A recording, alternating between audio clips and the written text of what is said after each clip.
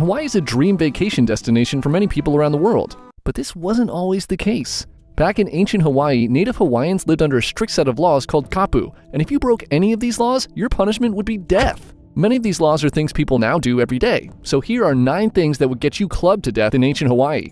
Men and women eating together.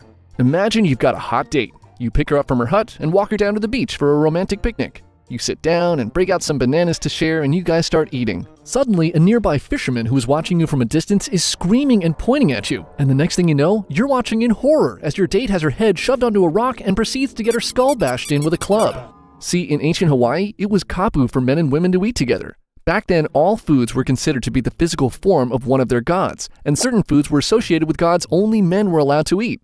The presence of women near these foods was thought to have a quote-unquote defiling effect, so they were forbidden to be around when men were eating. And like in so many other places in the world, it was always the woman's fault if this kapu was broken, so she would be the one to face the consequences. And let me tell you, it doesn't get any easier for women from here. Women eating bananas, coconuts, or pork. Eating a banana doesn't seem like a big deal today, but if you were a woman in ancient Hawaii, walking around the village eating a banana in public would probably be a pretty effective way to delete yourself, as you guessed it, eating bananas was kapu for women. Remember how the ancient Hawaiians believed food was the body of their gods? Well, bananas were said to be the body of Kanaloa, the god of the underworld, so big no-no for women. But just to make things a little more confusing, women actually were allowed to eat a few select varieties of bananas, but only 3 of the 70 varieties found in ancient Hawaii were not kapu. Would you be able to tell the difference between this and this? Yeah, probably better to not risk it.